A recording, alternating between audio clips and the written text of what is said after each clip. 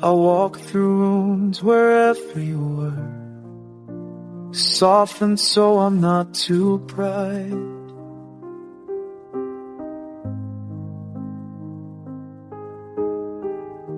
I hide the colors in my chest, afraid they'll scatter in the light.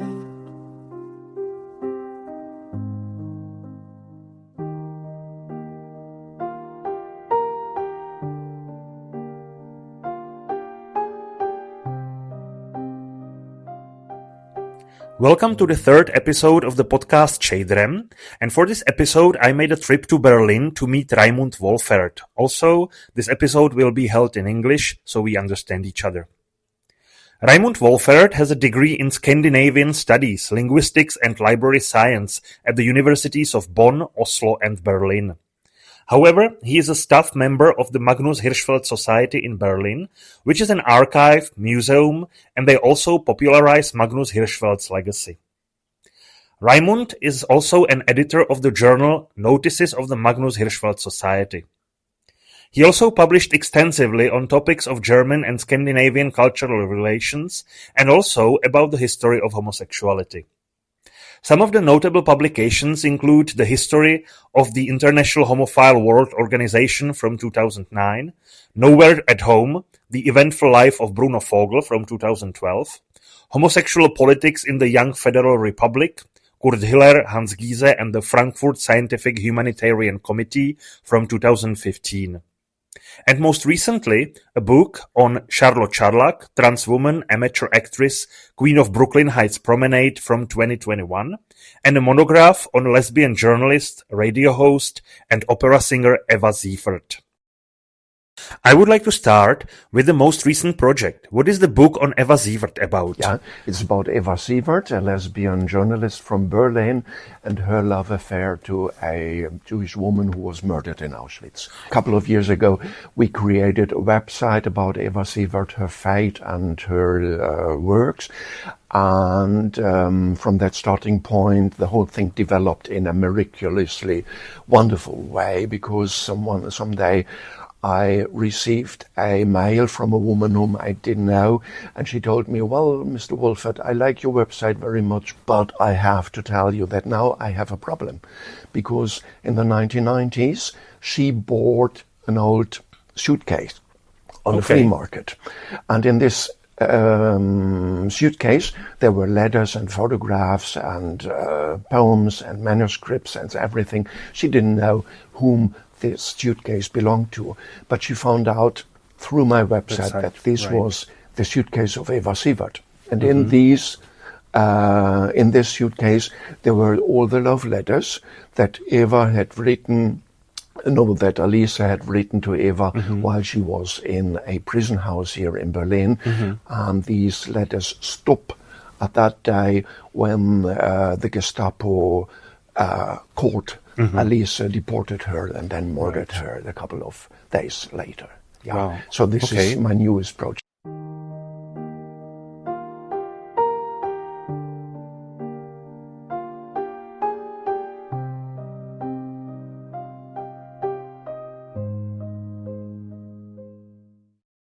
But let me start from the beginning. Yes. So you studied Scandinavian Studies and Linguistics and List Studies. Yes. How did you come across writing queer history, and what's the shift between Scandinavian Studies to queer history? Well, I think there was some kind of an organic development. I was interested in literature, and I studied the Norwegian language, but I had to read books in Danish and in Swedish too, and I was very interested mostly in Norwegian literature. But since I had to choose themes from the other subjects in the Scandinavian studies too, one day I chose to work with Herman Bang, the Danish writer who was homosexual and who died early. I don't remember, in 1912 or something like that. And he even lived in Prague, together with a German actor. And I read the biography and a lot of books by Hermann Bang that touched me strongly and deeply. And he was very empathetic and I liked his literature. And then I tried to work into the biography, to dive into the biography of Hermann Bang, and then I found this German actor, Max Eisfeld, who was mentioned in the Danish-speaking world, but nobody had ever cared to find out who Max Eisfeld was. And he was born in Rathenow, not far from Berlin.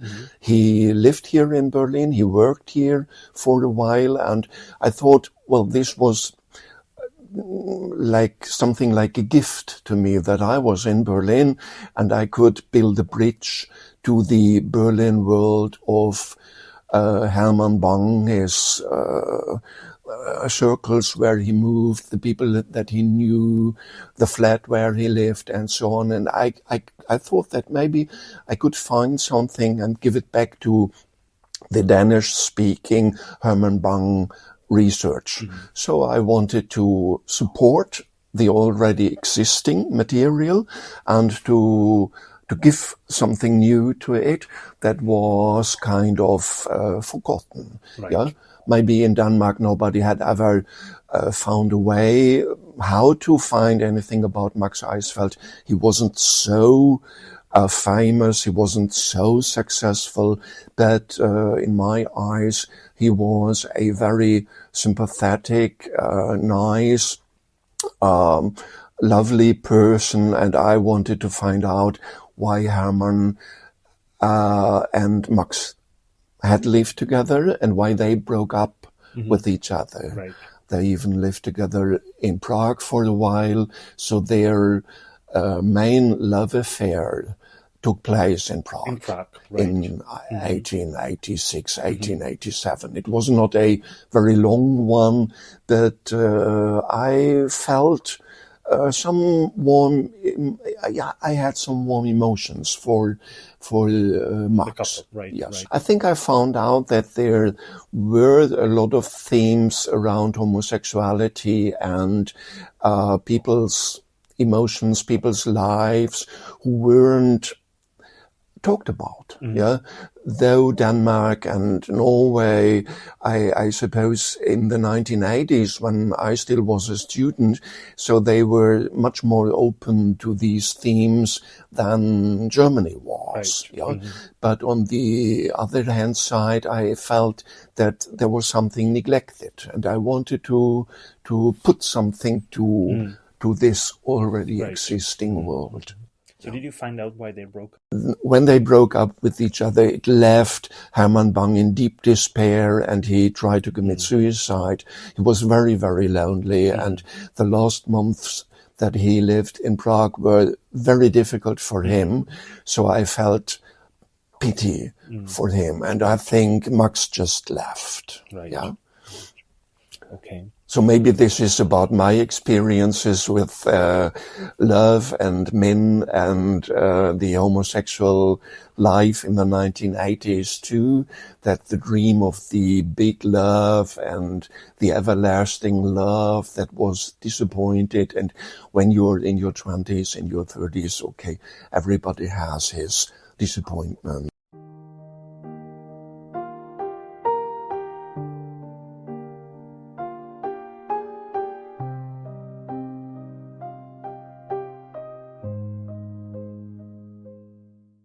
So when, at what point did the Magnus Hirschfeld Society come into your life?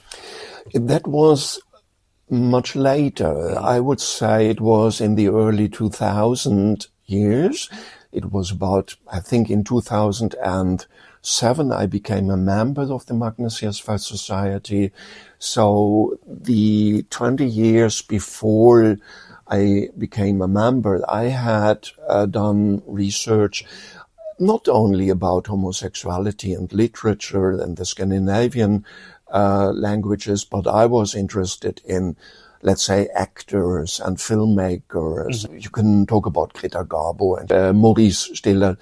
But then I found out, there is something about people who felt despair and loneliness and who were forgotten and who had tried to live their love. And I developed a more and more strong sense for people who were suffering from loneliness and people maybe because of their homosexuality that they weren't part of the extreme successful. And then I remember I got to know Jens Dobler privately. We became friends with each other. Maybe it was through the Schules Museum, where he was a librarian a couple of years later. And I talked to Jens about my research and said, well, I don't know what to do with it. I know something, but I don't know how to publish it and how to make it more known. And he said, well, come to our Magnus Hirschfeld Society. We are a circle of friends or comrades or colleagues. We talk about our projects. You don't have to be a Magnus Hirschfeld expert to be part of our community. So I came here, let's say 2007, and I felt welcome and I felt at home. And I thought that, well, I don't want to become a Magnus Hirschfeld expert, and this is not what I really want to know. But I thought that to reshape the community around Magnus Hirschfeld, the circles in which he moved and the people he knew, I thought that I could give something with my Scandinavian knowledge, because here was nothing was known about contacts between Magnus Hirschfeld to Norway, especially, or to Sweden. Yeah. So in some way, there was a development from my Scandinavian background, Scandinavian studies background, that I thought, there I have a treasure, there I have knowledge that I can share with other people. But when it comes to Tony Ebel and Charlotte Scharlag, for instance, this book that I wrote about Charlotte, or the website that I created about Tony, they don't have anything to do with Scandinavia. But the starting point was a Swedish-speaking article that I ordered from the National Library in Stockholm, and I knew that Felix Abraham, who had been a co-worker of Magnus Hirschfeld here at the Institute for Sexual Science, he had a Swedish friend who was called Ragnar Alstedt. And I wanted to find out who this Ragnar Alstedt was, but at first I had to read what he had written. And he had written an article in 1932, I think, that had the title about women who had lived as men, or men who became women, or something like that. At that point of time, I wasn't especially interested in trans history. Right. I didn't know anything about it. Yeah, I ordered this article from the library in Stockholm, and I received it as a photocopy.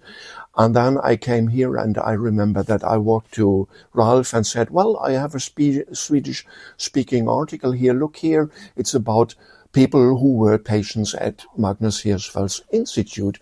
And there was a photograph of two women sitting in a flat. And Ralph immediately said, oh, no, this is Tony. Yeah. And then I got more curious. I wanted to find out who is Tony. Yeah. Right. And of course, the first name Tony felt also in the article, but there were no family names mentioned. But before we go into the Charlotte Scharlag and Tony Ebel incredible story and the obstacles that obviously there were while you were researching this topic, maybe let's introduce a little bit what Magnus Hirschfeld Society is, what you did then and what you do now, and because we are sitting at the Magnus Hirschfeld Society, what we can see all around us. So mainly the Magnus Hirschfeld Society is a research center And that means we are doing research. So the people who are active in the society, we are around 4, 5, 6 active people right now, mostly men. We are doing research on our own account. So we are white old men. It's a bit difficult. Most of us, we have a homosexual background, or we are members or children of the homosexual emancipation movement from the 1970s and 80s. So we have a library, and this library is open to everyone who wants to come here. So I'm now the librarian. I've been in this function for about 6, 7, 8 years, I would say. And I open the library to visitors, and sometimes there are 3, 4 visitors at once who want to come here. We have an archive.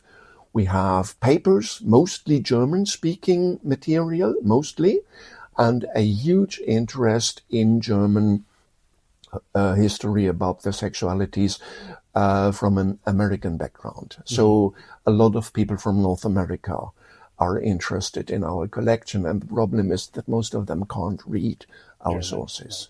We have a small art collection. We have photographs, of course, because the task of the Magnus Hirschfeld Society before I became a member in it, the task was to recreate the Institute for Sexual Science that was destroyed by the Nazis in 1933, and to rebuild it with the surviving documents and with surviving photographs and with reshaping, recreating the networks around it. To fill this knowledge or this lost world with life again. We have our magazine, the Mitteilung der Magnus Hirschfeld Society, as you already mentioned, where I am the editor, and I think here I can just use the Magnus Hirschfeld Society as a huge creative space where I can let something grow. I can give life to something that hasn't been there from before.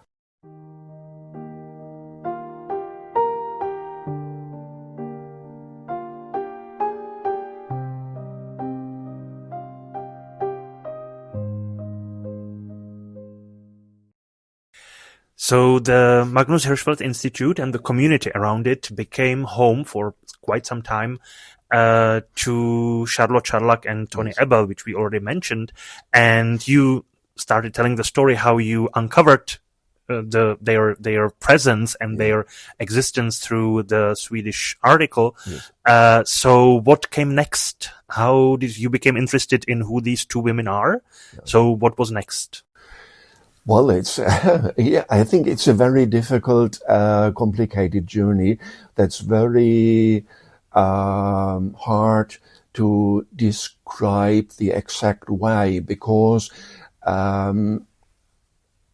looking back now, I have a picture, I have a whole, something that I think, okay, there are still missing bricks and there are holes in it, but I think there is something that is an organic whole that works together.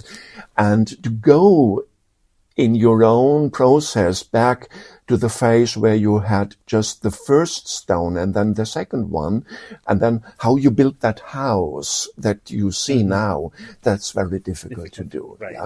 But I think I remember at that time, well, I hadn't the last name of Scharlach, of Charlotte Scharlach, for instance. I can't remember how I found this name, but I remember that I had the Swedish sources, and I tried to connect with the sources about Tony Ebel that we had here in our collection. We have personal files about central people around Magnus Hirschfeld, and then I went into the Landesarchiv or other institutions here in Berlin, and I found soonly out that Tony left Germany in 1933 for political and humanitarian reasons. So she fled to Czechoslovakia then. And she did so together with a woman who lived in New York after the war, yeah.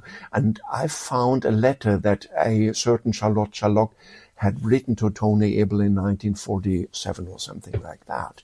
So I had to combine all these bricks and try to find out what was the story behind it. And at one point, it was very early in my research, I had a contact in Prague, a researcher who helped me to find documents in the National Archives in the Czech Republic. But there was something that made me ask her, could you please help me? And maybe one day when you are in the National Archive, you can check whether you find a file about Tony Abel and Charlotte Charlock there.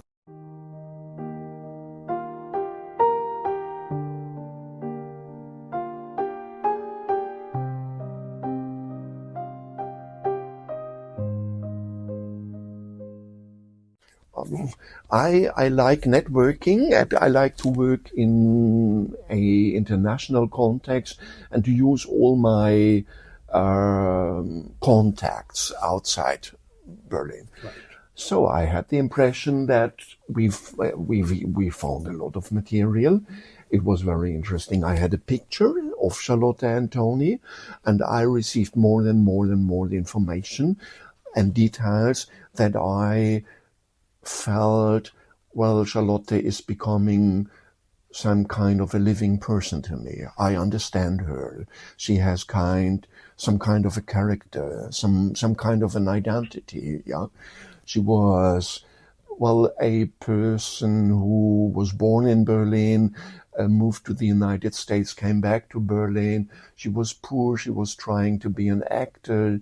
She had an education as a violinist in New York. At first, her first profession was to play the violin, and then she broke up with her parents and so on. And I had the impression that Charlotte is a person that is possible to get to know.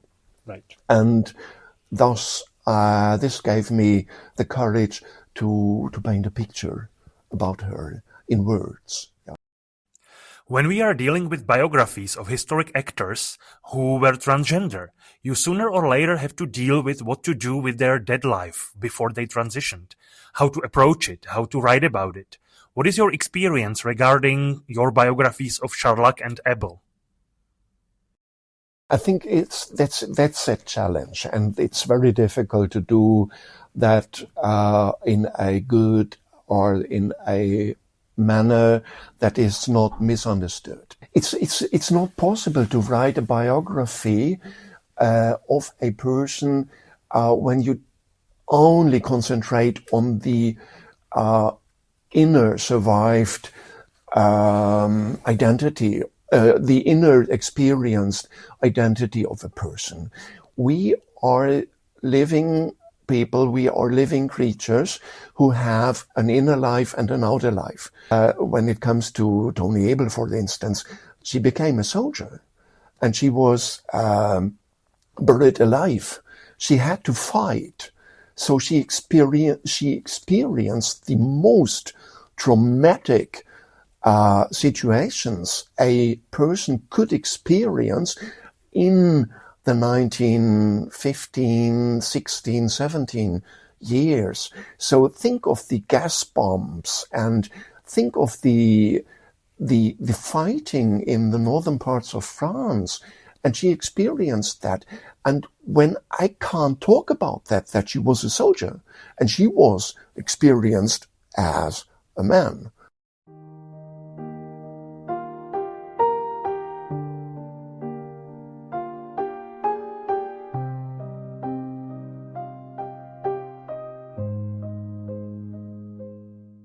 Would have been a victim for the Nazis if she had stayed in Germany. But what she told about herself after World War II wasn't always that what really had happened in her life. Of course, Tony Abel hadn't been a hero, and we mustn't look for heroes. I think it's so stupid to look for people who have done everything right in their lives. Yeah. Tony Abel was not only a transgender person who led a very interesting life shaped by the historic events of the 20th century, but for most of her life she posed as a visual artist, and more importantly, an academically trained artist, which you discovered was not very accurate. How did you deal with the artistic layer, art historic layer of her story? For me, it's very difficult to write about, let's say, the paintings that I have discovered, or the paintings that are reproduced, or that are left, or there are photographs in old magazines. And we know now about, let's say, 30, 40 paintings by Tony Abel that she had created throughout her life. And these paintings, they have come to us by random. So, of course, you just have to try to contact archives and museums, and you have to read magazines, you have to use the internet, and you find something, you find more and more and more. Right. But we don't know whether these works that we have found really are the most essential ones. Yeah, it's just by accident that we have some works, yeah, and how representative they are. So Tony Abel, for instance, in one interview, she said her best and her most beloved painting that she had created was a painting that was called Hiroshima in about 1945, 1946 that she painted it. The last two questions are similar to all guests in this podcast. Why do you think that we need queer history, especially now? To give strength to people who need comfort and need support. Yeah. So we are social individuals, so we live in this society. Either we find our places or not. We function, we have different tasks to deal with in our lives. But in our inner self, we are looking for remembrance. We are looking for connecting with something that is more than just our own identity, our own world. Yeah, we want to be part of a bigger context. And I think it's very nice to think that with the research or with publications, you can give other people a frame. They can choose from all this material. So whether they want to find themselves in music or in literature, or whether they want to find themselves in the facts of the earlier times, but they can choose to find friends and souls that they feel in connection with, that they find their own chosen family, they find, well, as I said, some home country, a place where they belong. Yeah? And I would say you can talk about minorities, you can talk about, well, I don't know, people with another national background who live in another country, or you can talk about women's history. It's so important to gather strength in order to be able to fight the forts that we have to fight in our lives. And I think history gives examples of how to live, you know, and we can learn from the mistakes, and we can learn from the right choices, and we can learn from the, tasks other people faced. Yeah. So I think, and queer history is part of human history. I don't think queer history is something special. It's about respect, it's about liberty, it's about self-realization, it's about who we are, and it's not important whether you are a gay man and whether gay sex or homosexuality is, to me, it's not that important and essential, but that you find out maybe you're different than the others and you want to know who you really are, and go into your own self and try to find out who you are, and don't be afraid of finding out what is inside you. And what is inside you, it's worthwhile to have it inside you and live it and be you, and don't try to play a role, but try to be truthful, yeah, and be faithful to yourself. There are many ways to write queer history. It can be excellent, it can be bad, it can be disrespectful, it can be harmful sometimes. So what do you think queer history should be like, and how to achieve it? I like to read books and articles and presentations with the human touch. So I want to be touched. I want to feel the closeness to other lives, to other people. I want to find myself. I want to create a world. I want to give warmth and a feeling of home and closeness to people. So I would say everybody is trying as best as he and she can. So queer history writing should be diverse, should be very colorful. So everything has its right. Everything is all right and welcome.